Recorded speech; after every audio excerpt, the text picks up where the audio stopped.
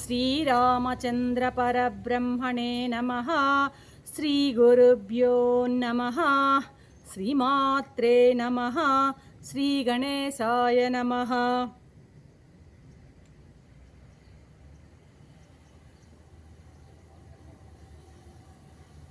ప్రియాత్మ బంధువులారా, యోగ వాసిష్టం ముముక్ష వ్యవహార ప్రకరణము 63వ భాగం. మోక్ష ద్వారపాలకుల్లో ముగ్గురిని గురించి, శమము, విచారం, సంతోషాన్ని గురించి మనం ఇప్పటివరకు చూసాం. ఇక 4వ అడుగు సత్సాంగత్యాన్ని గురించి ఇవాళ చెప్పబోతున్నారు మహర్షి మనకనమాట. ఇప్పుడు ఈ సత్సాంగత్యం అంటే ఏంటి? సత్తుతో సాంగత్యం. సత్ అంటే ఏంటి? ఎల్లప్పుడూ ఉండేది. ఎవరుంటారు ఎల్లప్పుడూ? ప్రళయానికి ముందు, ప్రళయంలో, ప్రళయం తర్వాత ఉండగలిగేటువంటి శక్తి ఏదైతే ఉందో అది సత్. సత్ అంటే పరమాత్మ, పరబ్రహ్మ. పరబ్రహ్మకు సంబంధించిన ఏ విషయమైనా సరే దాంతో మనం అటాచ్ అయ్యి ఉంటే అది సత్సాంగత్యం అనమాట. ఇప్పుడు పరబ్రహ్మకు సంబంధించిన ఒక స్తోత్రం చదువుతున్నాము, ఆయనకు సంబంధించిన ఒక విషయాన్ని వింటున్నాము, ఆయనకు సంబంధించి ఒకటి రాస్తున్నాము, ఆయనకు సంబంధించి ఒక భజన చేస్తున్నాము, కీర్తన చేస్తున్నాము, స్మరణ చేస్తున్నాము, ధ్యానం చేస్తున్నాము. ఏ పని చేసినా అదంతా కూడాను సత్సాంగత్యం కిందనే వస్తుంది, మామూలు న్యాచురల్గా.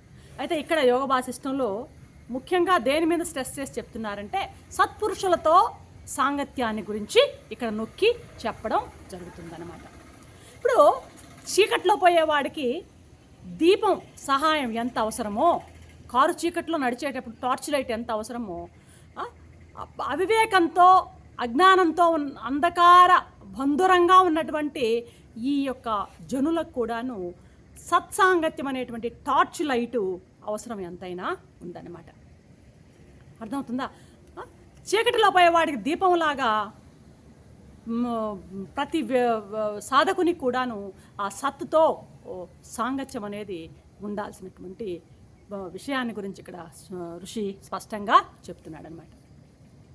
ప్రస్తుతం మామూలుగా ఇంకొక విషయం సత్సాంగత్యం సందర్భం చెప్పుకోవాల్సింది ఏంటంటే, మనకు దినంలో ఎంత మాత్రం ఎన్ని విధాలుగా సత్సాంగత్యం లభించింది అన్న దాన్ని బట్టి దైవానుగ్రహం కూడా మనం అంచనా వేసుకోవచ్చు. మిక్కుటమైన దైవానుగ్రహం ఉన్నప్పుడు మాత్రమే భగవంతుడు మనకి సత్సాంగత్యం అవకాశాలని కలగజేస్తుంటాడు అన్నది మహాత్ములు చెప్పేటువంటి విషయం అన్నమాట. ఈ యొక్క ప్రపంచంలో, ఈ యొక్క అజ్ఞానం, అంధకార బంధనమైనటువంటి ఈ ప్రపంచంలో ఉన్నటువంటి మనందరికి కూడాను, జనులందరికీ కూడాను ఏది మంచి ఏది చెడు అని తెలియాలి ముందు. అది తెలియక సమాజం నాశనం అయిపోతుంది. మంచి అది చెడు అనేది మనకు తెలియాలన్నమాట. ఇలా తెలియకపోవడం వల్ల ఏం జరుగుతోంది అంటే, కనపడేటువంటి దృశ్య ప్రపంచమే ఇదే శాశ్వతమని ఒక అజ్ఞానమైనటువంటి ఆ భావనలో ఉండిపోతున్నారు. ఈ దృశ్య ప్రపంచమే సత్యమని గాఢంగా నమ్ముతున్నాం మనమందరం. పరమాత్మని గురించి పరిచయమే లేకుండా జీవిస్తున్నాం అన్నమాట. ఈ నామరూపాత్మకమైనటువంటి ఈ జగత్తు యొక్క వ్యామోహంలో పడిపోయి క్షణికమైనటువంటి భోగాల్లో, విలాసాల్లో మనం ఎక్కువగా వీటికే కాలాన్ని వినియోగిస్తూ అహర్నిశం వీటి వెంటనే పరిగెత్తుతూ ఈ దుఃఖ రూపమైనటువంటి ఈ సంసార దావానాలలో పడి నానా వ్యధలని పొందుతున్నాము ప్రస్తుతం మన ప్రజానీకం అంతా కూడా అన్నమాట. కాబట్టి ఈ విధంగా అజ్ఞానంలో పడి కొట్టుమిట్టాడుతున్నటువంటి వానికి జ్ఞాన ప్రకాశం కలగజేసేది ఏదయ్యా అంటే సత్సాంగత్యమే అని చెప్తోంది ఇక్కడ యోగ వాసిష్టం గట్టిగా అనమాట. కాబట్టి సత్సాంగత్యం అనేది జీవునికి అత్యంత ఆవశ్యకమైనటువంటి విషయము. మహనీయులు ఎవరైతే ఉంటారో, మా గొప్పవాళ్ళు, ఆ సత్పురుషులని వాళ్ళ యొక్క అండదండలతో మనం ఉన్నట్లయితే ఈ సంసార దుఃఖంలో మన పరితపించేటువంటి ఈ భోగజీవులకు ఈ సత్సాంగత్యం వాళ్ళని ఒడ్డున పడేయగలదన్నమాట. వారి బోధలు, వారి సాంగత్యం వలన ఈ సాధకులకు ఎంతైనా కూడాను వాళ్ళ యొక్క మార్గంలో, ఆ మోక్ష మార్గంలో పయనించడానికి అవకాశం ఉంటుంది. సరే, ఇదంతా మనం జనరల్గా చెప్పుకున్నది. ఇక వశిష్ఠ మహర్షి సత్సాంగత్యాన్ని గురించి ఏం చెప్తున్నాడో కొంత ఇక్కడ విందామన్నమాట. ఏమంటున్నారు మహర్షి? రాఘవ, ఈ జగత్తులో సత్సాంగత్యం అనేది చాలా సర్వోత్కృష్టమైనదయ్యా, చాలా గొప్పది. ఈ సత్సాంగత్యం మానవంలో ఉన్నటువంటి అజ్ఞానాన్ని నశింపజేసి బుద్ధిని బాగా షార్పెన్ చేస్తుంది, వృద్ధి పొందిస్తుంది. ఈ సాధు సాంగత్యం, సత్సాంగత్యం అనేటువంటి ఈ యొక్క సంపద మనకి ఏ విధంగా ఉపయోగపడుతుందంటే అపాయరహితము, బాధరహితము, దినదిన ప్రవర్ధమానము, నిరతిశయము అయినటువంటి ఆనందాన్ని ప్రసాదిస్తుంది. అంటే కంటిన్యూస్గా తైలదారం అంటే ఆనందాన్ని, నిరతిశయమైనటువంటి ఆనందాన్ని, అదే దినదిన ప్రవర్ధమానంగా ఉండేటువంటి ఆనందాన్ని, బాధ లేనటువంటి అపాయరహితమైనటువంటి ఆనందాన్ని మనకి సత్సాంగత్యం ఇస్తుందయ్యా రామచంద్ర. కాబట్టి రఘురామ, ఎన్ని కష్టాలు ప్రాప్తించిన మానవుడు ఒక్క క్షణం కూడా సత్సాంగత్యాన్ని మరువరాదు, మానరాదు అంటున్నారు వశిష్ఠ మహర్షి ఇక్కడ అనమాట. కాబట్టి సజ్జన సాంగత్యం అనేది ఈ సన్మార్గంలో జీవించాలనుకునే వాడికి ఒక గొప్ప కరదీపిక వంటిది, దీపం లాంటిది ఈ సత్సాంగత్యము. అది ఏం చేస్తుంది? దాని ప్రభావం ఏంటి అంటే మానవుని హృదయంలో ఉన్నటువంటి అంధకారాన్ని ఆ సత్సాంగత్యం తొలగిస్తుంది. సత్సాంగత్యం అనేటువంటి గంగలో మునిగిన వానికి దానాలతో కానీ, తీర్థాలతో కానీ, లేకపోతే తపస్సులతో కానీ, యాగాలతో కానీ ఏ పని లేదు, అవసరమే లేదంటున్నాడు. సత్సాంగత్యంలో కానీ చక్కగా తరించినట్లయితే ఈ చెప్పబడినటువంటి ఇవన్నీ కూడాను పక్కన పెట్టేయచ్చు. సత్సాంగత్యమే అన్నిటికంటే కూడా శ్రేష్టమైనది అని వశిష్ఠ మహర్షి ఇక్కడ మనకి చెప్తున్నాడు అనమాట. ఇప్పుడు మనం చేస్తున్నది కూడా సత్సాంగత్యమే. ఎలాగా? పరమ పురుషుడైనటువంటి అవతార పురుషుడైన శ్రీరామచంద్రుని, మహాత్ముడైన సాక్షాత్తు బ్రహ్మదేవుని యొక్క కుమారుడైనటువంటి వశిష్ఠ మహర్షిని, అదేవిధంగా విశ్వామిత్ర మహర్షిని, వీళ్ళందరి యొక్క మాటలని మనం మాట్లాడుకుంటున్నామంటే ఇది మనం చేస్తున్నటువంటి సత్సాంగత్యమే అని మనం నొక్కి చెప్పొచ్చు అనమాట. కాబట్టి సత్పురుషులతో సమాగమం అనేది చాలా గొప్పది.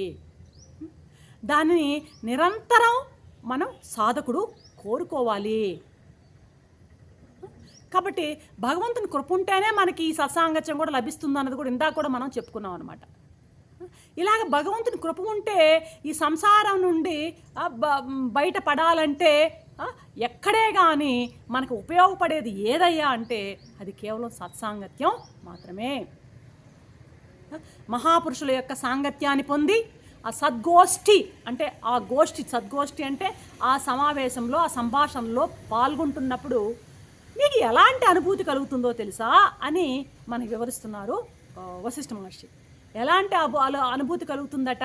నిజంగా సత్సాంగత్యంలో మనం కానీ ఇన్వాల్వ్ అయిపోయినప్పుడు మనకు కలిగేటువంటి అనుభూతి ఎలా ఉంటుంది అని వివరిస్తున్నారంటే, మనకి ఒక రకమైనటువంటి ఒకరో ఇద్దరో ఎవరో సత్సంగంలో మాట్లాడుకుంటున్నాం అనుకోండి, అక్కడ వ్యక్తులు అక్కడ శూన్యం అనిపించదట మనసుకి. అంటే ఎంతోమంది ఉన్నట్టు హార్ట్ఫుల్గా ఫుల్గా అంతా కూడా అందరూ చాలామంది ఎంతోమంది అక్కడ ఉన్నట్టు పరిపూర్ణంగా ఉన్నటువంటి భావన వస్తుందంట. శూన్యమైనటువంటి భావన మనసుకు రాదట. మనసులో శూన్యం అనేది మనకి ఏమాత్రం ట్రేస్ కూడా కనపడదన్నమాట. ఆ సత్సాంగత్యంలో బాగా ఇన్వాల్వ్ అయి ఉన్నప్పుడు మరణం కూడా ఎలా ఉంటుందంటే మహత్వంగానే భావిస్తాడట. ఏదైనా ఒక చాలా వినకూడని, తట్టుకోలేనటువంటి వార్తలు విన్నా కూడాను తట్టుకుని నిలబడగలడంట నిజమైనటువంటి ఆ సత్సంగంలో ఇన్వాల్వ్ అయినటువంటి వ్యక్తి. అంటే ఆ తట్టుకునేటువంటి నిబ్బరం ఆ సత్సంగం యొక్క శక్తి ఇస్తుందట. అర్థమైందా? కాబట్టి ఈ సత్పురుషులుతో చేసేటువంటి సాంగత్యానికి ఎంత గొప్ప ఫలితం ఉంటుంది రామచంద్ర. ఈ యొక్క విద్వత్ జన సమూహం వల్ల వచ్చేటువంటి లాభాలన్నీ నీకు ఇప్పుడు నేను చెప్పానయ్యా. సరే, ఇంకొక విషయం ఏంటంటే సత్పురుషులు అంటే ఎవరు అనే దానికి కూడా నేను సంశయాన్ని తీరుస్తాను. ఎలాంటి వాడు సత్పురుషుడు అనబడతాడటేనట, వాడి హృదయం పూర్తిగా గ్రంథులన్నీ విచ్ఛిన్నమై ఉండాలట. గ్రంథులు విచ్ఛిన్నం అవడం అంటే ఏంటంటే, గ్రంథి అంటే ముడి అన్నమాట. ముడి విచ్ఛిన్నం అవడం. ముడి అంటే ఏంది? సందేహాలు ఏవి ఉండకూడదట. ఏ విషయాన్ని బట్టి కూడాను అతని హృదయంలో సందేహాలు అనేటివి ఉండకూడదు. అది గ్రంథి విచ్ఛిన్నం కావడము అంటే అనమాట. వాటి హృదయ గ్రంథులన్నీ కూడా విచ్ఛిన్నమై ఉండాలి. వాడికి ఎటువంటి సమస్యలు ఉండకూడదు. అతనికి తెలియని అంటే అతనికి ఎలా ఉండాలంటే మనసంతా కూడా తేలికబడి ఉండాలట. మనసు తేలికబడి ఉండాలన్నమాట. ఇప్పుడు గ్రంథి ఎప్పుడు విచ్ఛిన్నం అవుతుంది? సందేహం ఎప్పుడు ఉండదు. అన్ని విషయాలు తెలిసి ఉంటేనే కదా ఆ సందేహం లేకుండా ఉంటుంది. కాబట్టి అతనికి అన్ని విషయాలు తెలిసి ఉండాలి. అతను సాధువై ఉండాలి, సాధు జీవనంలో ఉండాలి, అతనిలో సౌజన్యం ఉండాలి. ఇంకా కూడా అతను అందరికీ సమ్మతుడై ఉండాలట, అందరి చేత మంచి అనిపించుకోవాలట అతను. అలాంటి వాళ్ళని సత్పురుషులు అని అంటారన్నమాట. కాబట్టి ఈ లక్షణాలు ఉన్న వాళ్ళని సత్పురుషులు అని పిలుస్తారయ్యా.